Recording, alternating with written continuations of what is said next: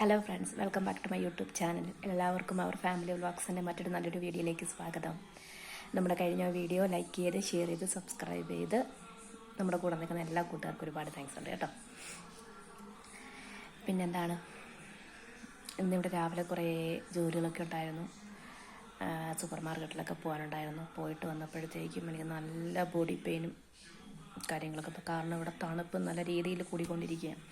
ഓരോ ദിവസം കഴിയുന്നതോറും തണുപ്പിനോട് നമുക്ക് പറ്റുന്നില്ല പ്രതിരോധിക്കാനായിട്ട്. അതിൻ്റെ ഭാഗമായിട്ട് ഞാൻ ജാക്കറ്റൊക്കെ ഇട്ട് ഇങ്ങനെ ഇരിക്കുക. ഇപ്പം ഞാൻ ഈ വീഡിയോ എടുക്കുന്നത് രാത്രിയാണ് കേട്ടോ.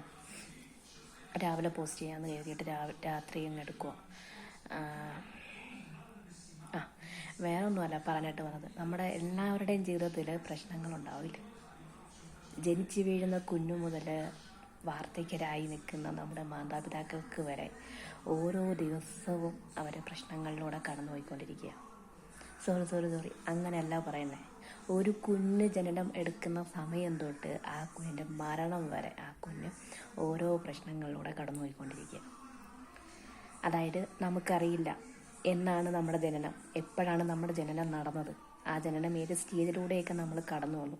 ഇന്നാണ് നമ്മുടെ സാങ്കേതിക വിദ്യ അത്രയും ഡെവലപ്പ് ആയതുകൊണ്ട് നമുക്ക് അൾട്രാ സ്കാനിങ് ഉണ്ട്. ഓരോ സ്കാനിങ് പ്രോസസ്സിലൂടെ നമുക്ക് കുഞ്ഞിൻ്റെ ഓരോ നീക്കങ്ങളും അറിയാനായിട്ട് സാധിക്കും.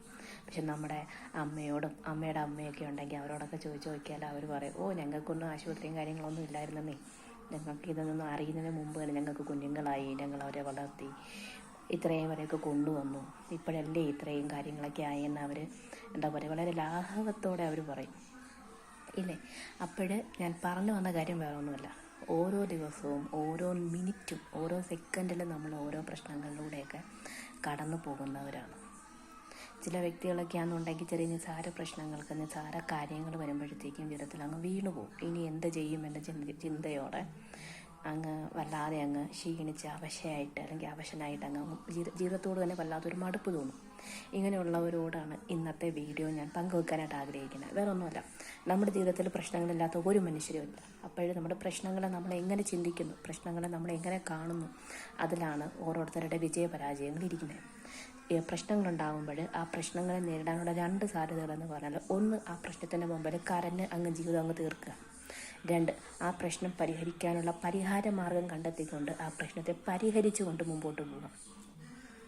ഇതിൽ ഒട്ടുമിക്ക ആളുകളും ചെയ്യുന്ന കാര്യം, പ്രത്യേകിച്ച് ഇപ്പോഴത്തെ ന്യൂ ജനറേഷൻ പിള്ളേരൊക്കെയാണെന്നുണ്ടെങ്കിൽ അവർക്ക് ചെറിയ ചെറിയ സങ്കടങ്ങൾ മതിയെന്നേ സൂയിസൈഡ് ചെയ്യാൻ. ചെറിയ ചെറിയ കാര്യങ്ങൾ, ഫോർ എക്സാമ്പിൾ ഏതെങ്കിലും ഒരു പ്രണയബന്ധത്തിൽ അകപ്പെട്ട് കഴിഞ്ഞാൽ, പ്രണയബന്ധം ചീറ്റിംഗ് ആയി പോയി കഴിഞ്ഞാൽ, ആ പ്രണയബന്ധം നഷ്ടപ്പെട്ട് കഴിയുമ്പോഴത്തേക്കും അതിൻ്റെ പേരിൽ ആത്മഹത്യ ചെയ്യുന്ന പിള്ളേർ ഒരുപാടുണ്ട്.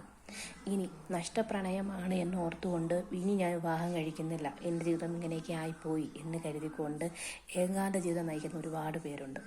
ഇനി എന്താ പറയുക, ഇപ്പം എന്തെങ്കിലും ഒരു ബിസിനസ് തുടങ്ങി, ബിസിനസ്സിൽ പരാജയം വന്നു, ഉണ്ടായിരുന്ന പൈസയെല്ലാം നഷ്ടപ്പെട്ടു, കടക്കാരുടെ കടക്കെണിയാണ്, വീട് ജപ്തിയാണ്, ഇങ്ങനെയുള്ള പല കേസും കാര്യങ്ങളൊക്കെ വരുമ്പോഴത്തേക്കും നമ്മൾ അതോടെ സൂയിസൈഡിനെ കുറിച്ച് ചിന്തിക്കും.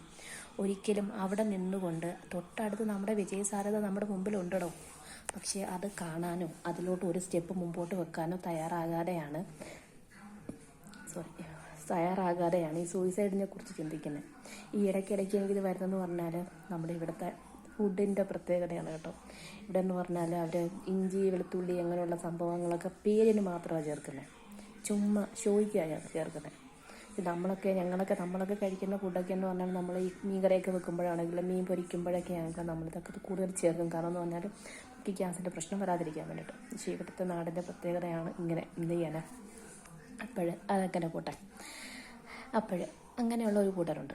ഇനി രണ്ടാമത്തെ കൂട്ടരെന്ന് പറഞ്ഞാൽ, പ്രശ്നങ്ങൾ വന്നാലും പ്രതിസന്ധികൾ വന്നാലും തോറ്റു കൊടുക്കാൻ എനിക്ക് മനസ്സില്ലടോ, എനിക്ക് മുന്നോട്ട് പോകണം എന്ന് കരുതിക്കൊണ്ട് അതിനെയൊക്കെ തട്ടി മാറ്റി അതിനെ ഒന്നും ഒരു കൂസലും കൊടുക്കാതെ, ലെവലേശം അതിനെക്കുറിച്ച് ബോധേടാകാതെ, നാളെ എനിക്ക് ഇതിൽ ബെറ്ററായിട്ടൊരു ലൈഫ് ഉണ്ടാകുമെന്ന് കരുതി, ഇതിന് നല്ല മെച്ചപ്പെട്ടൊരു ജീവിതം എന്നെ കാത്തിരിപ്പുണ്ട്, സങ്കടങ്ങൾക്ക് അതിൻ്റെ ഓപ്പോസിറ്റ് സന്തോഷം എന്നെ കാത്തിരിപ്പുണ്ട് എന്ന് കരുതി എന്താ പറയുക, പൊരുതി മുന്നോട്ട് പോകുന്ന ഒരുപാട് പേര് ഇന്നത്തെ ലോകത്തുണ്ട്. സത്യം പറഞ്ഞാൽ വിജയം അങ്ങനെയുള്ളവർക്കുള്ളതാണ്. അവർക്കാണ് ജീവിതത്തിലുണ്ടാകുന്ന വിജയത്തെ നല്ല രീതിയിൽ ആസ്വദിക്കാൻ പറ്റത്തുള്ളൂ. കാരണം എന്താണെന്നറിയാം, അവർക്ക് വല്ലാത്ത ശുഭാപ്തി വിശ്വാസമുണ്ട്, അവരെ വിശ്വസിക്കുന്നുണ്ട്, അതിലുപരി ദൈവത്തിൽ വിശ്വസിക്കുന്നുണ്ട്. ഈ പ്രയാസങ്ങളൊക്കെ മാറും, ചുമ്മാരെയൊന്നും മാറത്തില്ല. ഇപ്പം ഞാൻ എൻ്റെ കാര്യം, എൻ്റെ വീഡിയോ കാണുന്ന എൻ്റെ എല്ലാ ഫ്രണ്ട്സിനും അറിയാവുന്ന കാര്യം, എൻ്റെ ഫസ്റ്റ് വീഡിയോ കണ്ട് ഇന്നലെ വരെയുള്ള എൻ്റെ വീഡിയോ നോക്കുമ്പോൾ നിങ്ങൾക്ക് എല്ലാവർക്കും മനസ്സിലാവുന്ന കാര്യം, ഞാൻ എൻ്റെ ലൈഫിനെ കണക്ട് ചെയ്ത് മാത്രമേ ഞാൻ ഇതുവരെ നമ്മുടെ ചാനലിൽ ഞാൻ വീഡിയോസ് ഇട്ടിട്ടുള്ളൂ. അതുകൊണ്ട് തന്നെ ദൈവകൃപയാൽ എനിക്ക് ഒരു പ്രശ്നമില്ലാതെ വളരെ വളരെ ചെറിയ നിസ്സാരമായ രീതിയിൽ വളരെ വളരെ എന്താ പറയുക, ഒരു എന്താ പറയുക, നിങ്ങൾ വളരെ നല്ല രീതിയിൽ എന്നെ പ്രോത്സാഹിപ്പിക്കുന്നുണ്ട്, വേണ്ട പിന്തുണ നൽകുന്നുണ്ട്. ഒരു സഹോദരിയെ പോലെ, ഒരു ചേച്ചിയെ പോലെ, ഒരു കൂടപ്പിറപ്പിനെ പോലെ എന്നെ കാണുന്നുണ്ട്. ഞാൻ നിങ്ങളെ കാണുന്നില്ലെങ്കിലും നിങ്ങൾ എന്നെ കാണുന്നുണ്ട്. അതായത് ദാറ്റ് മീൻസ് ഞാൻ നിങ്ങൾ നേരിട്ട് ആരെയും കാണുന്നില്ലല്ലോ, അതാണ് പറഞ്ഞത്. പക്ഷേ എങ്കിലും എൻ്റെ ഇതുവരെയുള്ള, അതാണ്ട് ഈ 2024 അവസാനിക്കുന്ന 2025 കയറുന്ന ഈ നിമിഷം എന്നുകൊണ്ട് ഞാൻ നിങ്ങളോട് പറയുന്നു, ജീവിതത്തിൽ പ്രതിസന്ധികൾ ഉണ്ടാവണം, വീഴ്ചകളുണ്ടാകണം, പരാജയങ്ങളുണ്ടാവണം, കുറ്റപ്പെടുത്തലുകൾ നമുക്ക് കേൾക്കണം. 2 ചെവി തുറന്ന് വെച്ച് തന്നെ കുറ്റപ്പെടുത്തലുകളൊക്കെ നമ്മൾ കേൾക്കണം. എന്തിനാണെന്നറിയാമോ? അവിടെ കരഞ്ഞുകൊണ്ടിരിക്കാനല്ല. കരഞ്ഞുകൊണ്ടിരിക്കുന്നവൻ എന്നും പരാജയമാണല്ലോ. മറ്റുള്ളവർ ചിന്തിക്കും നമ്മൾ പരാജയപ്പെട്ടു എന്ന്. നമ്മൾ തീരുമാനിക്കണം, ഞാൻ പരാജയമാണോ, ഞാൻ മറ്റുള്ളവരുടെ മുമ്പിൽ ഒരു ചോദ്യചിഹ്നമായിട്ട് നിൽക്കേണ്ട വ്യക്തിയാണോ എന്ന് മറ്റുള്ളവരല്ല തീരുമാനിക്കേണ്ടത്, ഞാനാണ് തീരുമാനിക്കേണ്ടത്. മനസ്സിലായോ? എൻ്റെ ജീവിതത്തിൽ കഴിഞ്ഞ 1 വർഷം മുന്നേ ഞാൻ എടുത്ത എൻ്റെ ഉറച്ച തീരുമാനമാണ് എന്നെ ഇന്ന് ഇവിടെ കൊണ്ടിരുത്തിയിരിക്കുന്നത്. ഈ ഇസ്രായേൽ മണ്ണിൽ, ദൈവത്തിൻ്റെ സ്വന്തം നാട്ടിൽ ഇപ്പം ഞാൻ 6 മാസമാകുന്നു വിജയകരമായിട്ട് മുമ്പോട്ട് പോകുന്നു. ഒരു തടസ്സങ്ങളുമില്ലാതെ എൻ്റെ മുമ്പിൽ വരുന്ന തടസ്സങ്ങൾ തമ്പുരാൻ തന്നെ നീക്കി മാറ്റുന്നു. കാരണം എന്ന് പറഞ്ഞാൽ തമ്പുരാനാണ് എന്നെ കൊണ്ടുവന്നത്. എന്നെ ഇവിടെ കൊണ്ടുവന്ന അദൃശ്യ ശക്തി എന്തോ, ആ ശക്തി തന്നെ എന്നെ മുന്നോട്ട് കൊണ്ടുപോകുമെന്ന് ഞാൻ അടിയുറച്ച് വിശ്വസിക്കുന്നു. അതെന്തിനാണെന്നറിയാമോ? അത് ആ വ്യക്തി, ഞാൻ ഉറച്ച് വിശ്വസിക്കുന്ന ദൈവമെന്ന് പറയുന്ന വ്യക്തി ഉയർത്തപ്പെടാനും, അതിലൂടെ എന്നെ താഴ്ത്തിയവരെയും, എന്നെ കുറ്റം പറഞ്ഞവരെയും, എന്നെ ഒറ്റപ്പെടുത്തിയവരെയും, എന്നെ പുച്ഛിച്ചവരുടെയും മുമ്പിൽ തല ഉയർത്തിപ്പിടിച്ച് ദൈവം എന്നെ കൊണ്ടിരുത്തിയതാണ്. മനസ്സിലായോ? അതിന് തൊട്ട് പിന്നിൽ ഞാൻ ഒരുപാട് കരഞ്ഞു. എൻ്റെ കണ്ണീര് കണ്ട് എന്നെ മാറി നിന്ന് കളിയാക്കിയവരുണ്ട്, പരിഹസിച്ചവരുണ്ട്, പുച്ഛിച്ചവരുണ്ട്. മനസ്സിലായോ? ഇന്ന് അവരൊക്കെ ശാന്തരാണ്. കാരണം എന്താണെന്നറിയോ? അവർക്കൊന്നും പറയാനില്ല, ഒന്നും. കാരണം അവർ പറഞ്ഞ വാക്കുകളും, അവർ തുപ്പിയ തുപ്പലുകളും, അവർ പറഞ്ഞ കുറ്റപ്പെടുത്തലുകളും അവരുടെ മുമ്പിൽ തന്നെ നിൽപ്പുണ്ട്. അതൊരിക്കലും എന്നിലേക്ക് വന്നില്ല. എനിക്കത് അറിയേണ്ട കാര്യമില്ല. കാരണം എന്താണ്? എനിക്ക് വ്യക്തമായ ഒരു ലക്ഷ്യമുണ്ടായിരുന്നു. ആ ലക്ഷ്യത്തിൽ ഞാൻ എത്തിച്ചേരുമെന്നുള്ള അടിയുറച്ച വിശ്വാസം ഉണ്ടായിരുന്നു. ദൈവം എന്നെ അവിടെ കൊണ്ടെത്തിക്കുമെന്നുള്ള ഉറപ്പുണ്ടായിരുന്നു. ഈ 3 കാര്യങ്ങളായിരുന്നു എൻ്റെ ആകെയുള്ള മൂലധനം. അല്ലാതെ വേറെ ഒന്നും വെച്ചിട്ടല്ല. വേറെ ആരെങ്കിലും, ഏതെങ്കിലും മനുഷ്യർ എന്നെ സഹായിക്കുമെന്നുള്ള മുൻകൂട്ടിയുള്ള ധാരണയുടെ പുറത്ത് ഒന്നും ഇറങ്ങി തിരിച്ചില്ല. ദൈവത്തിൽ മാത്രമാണ് വിശ്വസിച്ചത്. അതിൽ എൻ്റെ കയ്യിൽ എന്നെ സഹായിക്കാൻ എത്തിയ കൈകളൊക്കെ ദൈവത്തിൻ്റെ കൈകളാണെന്ന് തന്നെയാണ് ഞാൻ അടിയുറച്ച് വിശ്വസിക്കുന്നത്. ഈ ഒരു യാത്രയിൽ പതറിപ്പോകുന്ന സമയങ്ങൾ ഒരുപാട് ഒപ്പിൽ വന്നു. പൈസയുടെ പ്രശ്നം വന്നു, ഡോക്യുമെൻറ്റ്സ് പ്രശ്നം വന്നു, എൻ്റെ പാസ്പോർട്ട്, PCC, ഇതെല്ലാം എനിക്ക് ബുദ്ധിമുട്ട് വന്ന സമയം എൻ്റെ മുമ്പിൽ വന്നിട്ടുണ്ട്. മനസ്സിലായോ? എൻ്റെ പാസ്പോർട്ടിൻ്റെ പ്രശ്നം വന്ന് ഉറങ്ങാതെ, പ്രാന്തിയെ പോലെ ഉറങ്ങാതെ ചിലവഴിച്ച രാത്രികൾ എൻ്റെ ജീവിതത്തിൽ എനിക്കുണ്ടായിട്ടുണ്ട്. അപ്പോഴൊക്കെ ദൈവത്തിൻ്റെ കരം എന്നെ താങ്ങി നിർത്തി. ഞാൻ അടിയുറച്ച് പറയുന്നു, നമുക്ക് പ്രശ്നങ്ങളുണ്ടാവണം, പ്രതിസന്ധികളുണ്ടാവണം, മറ്റുള്ളവർ നമ്മളെ ഒറ്റപ്പെടുത്തണം, കുറ്റപ്പെടുത്തണം, നമ്മളെക്കുറിച്ച് എന്തൊക്കെ പറയാമോ അതൊക്കെ അവർ പറയണം. മനസ്സിലായോ? അപ്പോഴൊന്നും പതറാതെ, സങ്കടപ്പെടാതെ, കരഞ്ഞുകൊണ്ടിരിക്കാതെ അവിടെ നിന്ന് എഴുന്നേൽക്കണം. നമ്മൾ സടകുടഞ്ഞ് എഴുന്നേൽക്കണം. ഒരു ഫിനിക്സ് പക്ഷിയെ പോലെ നമ്മൾ എഴുന്നേൽക്കണം. എങ്കിൽ മാത്രമേ നമുക്ക് നല്ലൊരു ജീവിതം, ദൈവം കരുതി വെച്ചിരിക്കുന്ന സ്വപ്നതുല്യമായ സന്തോഷകരമായ ഒരു ജീവിതം നമുക്ക് കയ്യെത്തിപ്പിടിക്കാനാവത്തുള്ളൂ. കരഞ്ഞുകൊണ്ടിരുന്നതിനെ അവിടെ പോയി. മറ്റുള്ളവർ ചിന്തിക്കുന്നത് നമ്മൾ കരഞ്ഞുകൊണ്ടിരിക്കാനാണ്. സ്വന്തമായിട്ട് ചിന്തിക്കുക, എൻ്റെ ജീവിതം മറ്റുള്ളവർക്ക് കരഞ്ഞുകൊണ്ടിരിക്കാനുള്ള ഒരു കാഴ്ച വസ്തുവാണോ ഞാൻ? മറ്റുള്ളവർക്ക് വേണ്ടി മറ്റുള്ളവർ ചിന്തിക്കുന്ന ചിന്താഗതി അനുസരിച്ച് ജീവിക്കേണ്ട ഒരു പാവയാണോ ഞാൻ? അവർ സ്പ്രിങ് തിരിക്കുന്നതനുസരിച്ച്, അവർ റിമോട്ട് കൺട്രോൾ ചെയ്യുന്നതനുസരിച്ച് ജീവിക്കേണ്ട ഒരു കളിപ്പാവയാണോ ഞാൻ? അതോ എൻ്റെ ജീവിതം ഞാൻ തീരുമാനിക്കുന്ന രീതിയിലായിരിക്കണോ? അതോ എൻ്റെ ജീവിതം എനിക്കിഷ്ടമുള്ള രീതിയിൽ, നല്ല രീതിയിൽ ജീവിച്ച് തീർക്കേണ്ടതാണോ എന്ന് സ്വന്തമായിട്ട് ചിന്തിക്കുക. അന്ന് ഞാൻ എടുത്ത ഉറച്ച തീരുമാനമായിരുന്നു ഇന്നത്തെ എൻ്റെ ഈ ഒരു ജീവിതം. അന്ന് എനിക്ക് പ്രതിസന്ധികളും വിഷമങ്ങളും വന്നപ്പോഴും ഞാൻ അവിടെ കരഞ്ഞില്ലെന്ന് ഒരിക്കലും ഞാൻ പറയത്തില്ല. പക്ഷെ ആരും കണ്ടിട്ടില്ല എൻ്റെ കണ്ണീര്. ഞാൻ ആരെയും കാണിച്ചിട്ടില്ല എൻ്റെ കണ്ണീര്.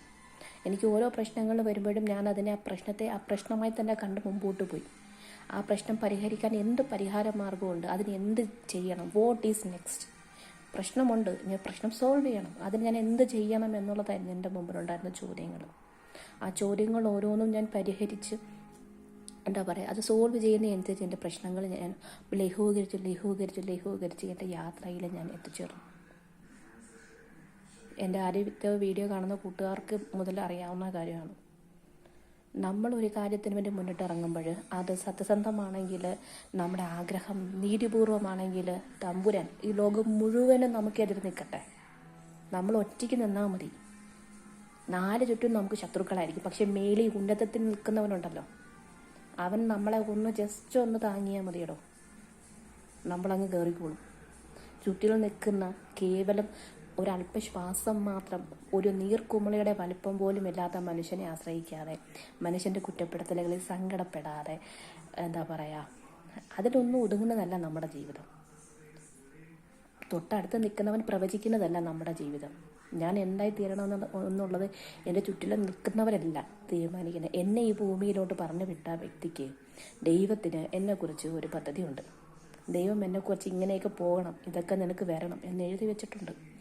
അതുകൊണ്ട് ക്ഷമയോടെ കാത്തിരിക്കുക, മുമ്പോട്ട് പോവുക, പ്രതിസന്ധികൾ തരണം ചെയ്തു പോവുക. വീണ് പോകുമ്പോഴും ദൈവത്തിൽ മുറുകെ വിശ്വസിക്കുക. സങ്കടങ്ങൾ ആരും കാണാതെ കരഞ്ഞു തീർക്കുക. സന്തോഷിക്കാൻ ദൈവം നമുക്കെല്ലാവർക്കും ഓരോ അവസരങ്ങൾ തരും. അന്ന് ഈ ലോകം മുഴുവനും കാണും നമ്മുടെ സന്തോഷം. നമ്മുടെ സങ്കടങ്ങൾ ആരെയും കാണിക്കാതിരിക്കുക. അതാണ് ഞാൻ എൻ്റെ ജീവിതത്തിൽ ചെയ്യുന്ന ഒരു ഒരു ഒരു ടിപ്പാണത്. ഞാൻ എൻ്റെ സങ്കടങ്ങൾ ഞാൻ ആരോടും പറയാറില്ല. പിന്നെ ഞാൻ പങ്കുവയ്ക്കും, എൻ്റെ അമ്മയോട് പങ്കുവയ്ക്കും, എൻ്റെ ഹസ്ബൻഡിനോട് പങ്കുവയ്ക്കും, മക്കളോട്, എൻ്റെ മോനോട് പറയും. എൻ്റെ മോക്കത് മനസ്സിലാക്കാനുള്ള ഇതായി വരുന്നില്ല. വേറെ ആരോടും ഞാൻ പറയത്തില്ല. പക്ഷേ ഞാനത് അവരോട് പറയുന്നത് എന്തിനാണെന്നറിയാമോ? അത് പറയുമ്പം എൻ്റെ മനസ്സിനൊരു റിലാക്സേഷൻ കിട്ടും. പക്ഷേ എൻ്റെ സങ്കടങ്ങൾ ഞാൻ അവരോട് പറയേണ്ടി വരത്തില്ല. അതിന് മുന്നേ അവരെല്ലാവരും കാര്യങ്ങൾ അറിയും. കാരണം എൻ്റെ മുഖം നോക്കി അവർക്ക് അത് മനസ്സിലാക്കിയെടുക്കാൻ പറ്റും.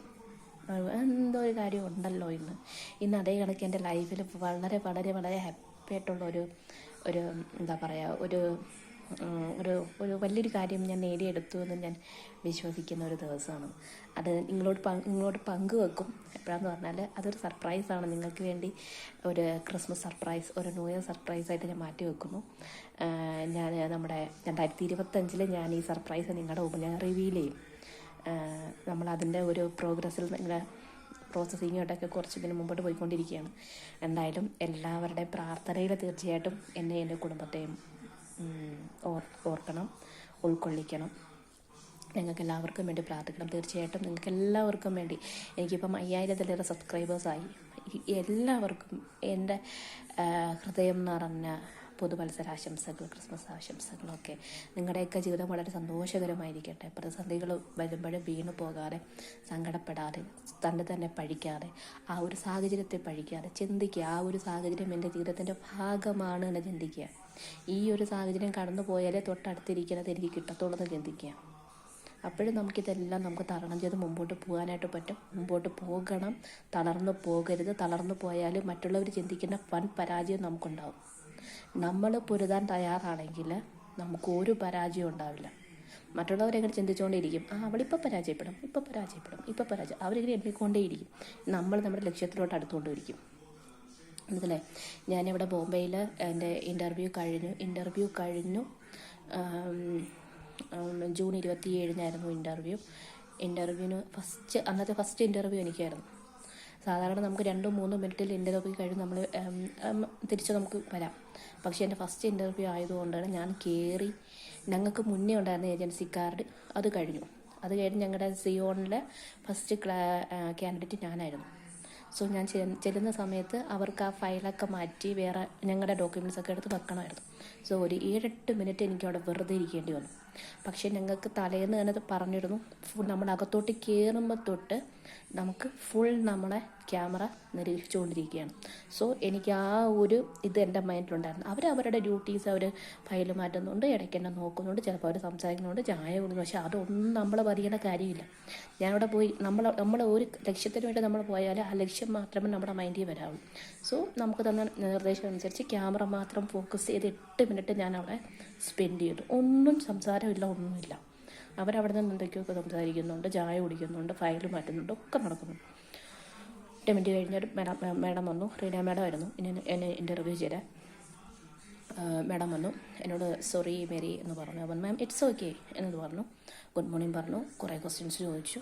കൂളായിട്ട് അറിയാവുന്ന രീതിയിൽ ഉത്തരം പറയാം. അറിയത്തില്ലെങ്കിൽ sorry ma'am I don't know this answer എന്ന് പറയാം. എനിക്ക് ഈ ചോദ്യത്തിന് ഉത്തരം അറിയില്ല, അറിയാത്ത കാര്യം നമ്മൾ അറിയത്തില്ല എന്ന് പൊളൈറ്റായിട്ട് പറയാം. അത് കഴിഞ്ഞിട്ട് എൻ്റെ ഹസ്ബൻഡിനെ വിളിക്കാൻ പറഞ്ഞു. ഹസ്ബൻഡിനെ വിളിച്ചു. ഹസ്ബൻഡിന് നിൽക്കാതെ തന്നെ വീണ്ടും 2 ക്വസ്റ്റ്യൻസ് എന്നോട് ചോദിച്ചു. ഞാനതിനാണ് പേടിക്കുന്നത്. എനിക്കറിയാവുന്ന കാര്യം പറയുന്നതിന് ഞാനതിനാണ് പേടിക്കുന്നത്. അതിനുള്ള ആൻസറും പറഞ്ഞു. എൻ്റെ ഹസ്ബൻഡിനോട് കുറച്ച് ക്വസ്റ്റ്യൻസ് ചോദിച്ചു. എൻ്റെ ഹസ്ബൻഡും അദ്ദേഹം പറഞ്ഞു ഓക്കെ. എന്നോട് ഇങ്ങോട്ട് പറഞ്ഞു thank you for your corporation എന്ന് പറഞ്ഞു. ഞാൻ പറഞ്ഞു okay thank you so much എന്ന് പറഞ്ഞിട്ട് ഞങ്ങൾ ഇറങ്ങി വന്നു. തൊട്ട് പിറ്റേ ദിവസം ഞങ്ങളത് 11 പേര് ഇൻ്റർവ്യൂ ഉണ്ടായിരുന്നു. തൊട്ട് പിറ്റേ ദിവസം ഏകദേശം ഒരു 11:30-12 മണി അടുപ്പിച്ചായപ്പോഴത്തേക്ക് എൻ്റെ ഫ്രണ്ട്സ് എന്നെ വിളിച്ചിട്ട് എന്നോട് പറഞ്ഞേ ഇൻ്റർവ്യൂ കഴിഞ്ഞവരുടെ പാസ്പോർട്ട് കുറേ പേർക്ക് റിലീസ് ചെയ്യുന്നുണ്ട്. ഏകദേശം ഒരു 7-8 പേരോളം അവർ ഇൻ്റർവ്യൂ അടിച്ചിട്ടുണ്ട്. ഓക്കെ ഞാൻ പറഞ്ഞു ഓക്കെ എന്തായാലും വരുന്നത് വരട്ടെ എന്ന് കരുതി ഞങ്ങൾ തൊട്ടടുത്തൊരു പള്ളിയുണ്ട് കേട്ടോ. അതിൻ്റെ പള്ളിയിൽ പോയി ഒന്ന് പ്രാർത്ഥിച്ചു. നമ്മൾ എന്നിട്ടും പ്രാർത്ഥനയിലും ഫോണിങ്ങനെ നോക്കിക്കൊണ്ടിരിക്കുക. അന്നേരം എൻ്റെ കയ്യിലും മറ്റേ നമുക്ക് ഇൻ്റർവ്യൂ അത് മാത്രമേ കാണിക്കുന്നുള്ളൂ, ബാക്കിയുള്ള പ്രോസസ്സിംഗ് ഒന്നും കാണിക്കുന്നില്ല. ഓരോ സെക്കൻഡ് കഴിയുന്നവർ എൻ്റെ ഹാർട്ട് ബീറ്റ് കൂടി ലാസ്റ്റ് ആണെന്ന് പൊട്ടിക്കറങ്ങും. അന്നേരം എൻ്റെ ഹസ്ബൻഡ് ചോദിച്ചു നീ എന്തിനാ കരുതുന്നത്? ഞാൻ പറഞ്ഞു എനിക്ക് താങ്ങി നിൽക്കാനുള്ള ഒരു മനക്കെട്ടി എനിക്ക് കിട്ടുന്നില്ല എന്ന് പറഞ്ഞു. പെട്ടെന്ന് എൻ്റെ ഹസ്ബൻഡ് എന്നിട്ട് പ്രാർത്ഥിച്ചു. എന്നിട്ട് ഞാൻ കരയുന്നുണ്ട്, അപ്പം അദ്ദേഹം കരഞ്ഞു. അന്നേരം പെട്ടെന്ന് എല്ലാം ഓരോ സെക്കൻഡ് കൊണ്ട് ഓരോ മിനിറ്റ് കൊണ്ട് കാര്യങ്ങൾ പെട്ടെന്ന് നടന്നു. എൻ്റെ പാസ്പോർട്ട് റിലീസായി. പിന്നെ വെള്ളി ശനി ഫ്ലൈറ്റ് ഇല്ല, ഞായറാഴ്ച ഫ്ലൈറ്റ് ഉള്ളൂ എന്ന് പറഞ്ഞു. ഞാൻ പോലും ഒട്ടും പ്രതീക്ഷിക്കാതെ ആ ദിവസം വന്നെത്തിയത് എൻ്റെ പൊന്നുമോളുടെ ജന്മദിനത്തിലാണ്. 2024 ജൂലൈ 1. എൻ്റെ ലൈഫിലെ എൻ്റെ ഏറ്റവും പ്രഷ്യസ് ആയിട്ടുള്ള, ഞാൻ എന്നും എൻ്റെ ഹൃദയത്തിൽ സൂക്ഷിച്ചു വെക്കുന്ന ഒരു വർഷവും ഒരു ദിവസമാണത്. എൻ്റെ മോളുടെ 6ാമത്തെ പിറന്നാളിന് എൻ്റെ പൊന്നുമോക്കൊരു വീഡിയോ കോൾ മാത്രം ചെയ്ത് എൻ്റെ പൊന്നുമോക്കൊരു ഉമ്മയും കൊടുത്തു. ഞാൻ വണ്ടി കയറി എയർപോർട്ടിൽ വന്നു. അവിടെ നിന്ന് നമുക്ക് കണക്ഷൻ ഫ്ലൈറ്റ് ആയിരുന്നു, ബോംബെ ടു എത്യോപ്യയായിരുന്നു. എത്യോപ്യയിൽ നമുക്ക് 4.5 മണിക്കൂറുടെ വെയിറ്റിംഗ് ഉണ്ടായിരുന്നു. ആ ടൈമിൽ ഞാൻ എൻ്റെ മോളെ വിളിച്ചപ്പോൾ എൻ്റെ മോളിനോട് പറഞ്ഞു അമ്മയെ കാണാത്ത എൻ്റെ ആദ്യത്തെ ബർത്ത്ഡേ ആണ്. ഞാൻ പറഞ്ഞു സാരമില്ല എൻ്റെ പൊന്നുമോൾ, ഇതൊക്കെ ദൈവനിയോഗമാണ്. കരഞ്ഞിരിക്കാനും സങ്കടപ്പെടാനുമാണ് ഞാൻ അന്ന് തയ്യാറായിരുന്ന എൻ്റെ മുമ്പിൽ ആ ഒരു ദിവസം വന്നെത്തത്തില്ലായിരുന്നു. പിന്നെ അതും കഴിഞ്ഞ് അവിടെ നിന്ന് connection flight Ethiopia to Israel. Correct July 1 രാത്രി 10:30 മണിക്ക് ഞാൻ ഈ നാട്ടിൽ കാല് കുത്തിയ ആ ഒരു ദിവസം, ഞാൻ പല വീഡിയോയിലും പറഞ്ഞിട്ടുള്ള കാര്യങ്ങളാണ്. പക്ഷെ അത് പറയും തോറും ഞാനത് വീണ്ടും പറയുന്നതെന്ന് പറഞ്ഞാൽ ഈ വീഡിയോ കാണുന്ന എൻ്റെ കൂട്ടുകാർ ഒരിക്കലും തളർന്നു പോകാൻ പാടില്ല. മനസ്സിലായോ? പ്രശ്നങ്ങൾ വരും. ആ പ്രശ്നങ്ങളെ ആ രീതിയിൽ നമുക്ക് പരിഹരിച്ച് മുമ്പോട്ട് പോകാനായിട്ട് പറ്റണം. കാരണം ഈ ലോകം ഒരിക്കലും തോറ്റു പോകുന്നവർക്കുള്ളതല്ല. തോൽവിയിലും വിജയം കൈവരിച്ച് മുന്നോട്ട് പോകുന്നവർക്കുള്ളതാണ്. തോറ്റു പോകുന്നവർ ഒരിക്കലും കാലം സമൂഹം പരിഗണിക്കത്തില്ല. ഒരു പരാജയമായിട്ട് മാത്രമേ നമ്മളെ കാണത്തുള്ളൂ. ഇത് ഞാൻ പറയുന്നത് ഞാൻ ഒരു വിജയിയായി എല്ലാം നേടിയെടുത്തു എന്നുള്ള ഒരു സന്തോഷത്തിൻ്റെ പറയുന്നതല്ല. ഒന്നുമില്ലാതിരുന്ന, അതായത് ഒരു 5000 രൂപ പോലും തികച്ച് എൻ്റെ കയ്യിൽ എടുക്കാനില്ലാതിരുന്ന ഞാൻ ഇത്രയും കാശ് എന്നെ സഹായിച്ച എൻ്റെ സുഹൃത്തുക്കളെ വളരെ വളരെ നന്ദിയോടെ ഇന്നും ഈ നിമിഷവും ഞാൻ മരിക്കുവോളം നന്ദിയോടെ ഓർക്കുന്നുണ്ട്. കാരണം അന്ന് എന്നെ അവർ വിശ്വസിച്ച ആ വിശ്വാസം, മനസ്സിലായില്ല? അതാ പറഞ്ഞ ദൈവം നമുക്ക് വേണ്ടി ഓരോരുത്തരെ കരുതി വെച്ചിട്ടുണ്ടാകും. സമയമാകുമ്പോഴത്തേക്കും എല്ലാം നമുക്ക് അനുകൂലമായിട്ട് ദൈവം ക്രമീകരിച്ച് തരും. അപ്പോൾ അതിൽ മാത്രം അടിയുറച്ച് വിശ്വസിക്കുക. എല്ലാവർക്കും നല്ലൊരു ദിവസമായിരിക്കട്ടെ, നല്ലൊരു വർഷമാകട്ടെ ഇനി വരാനിരിക്കുന്നത്. Thank you.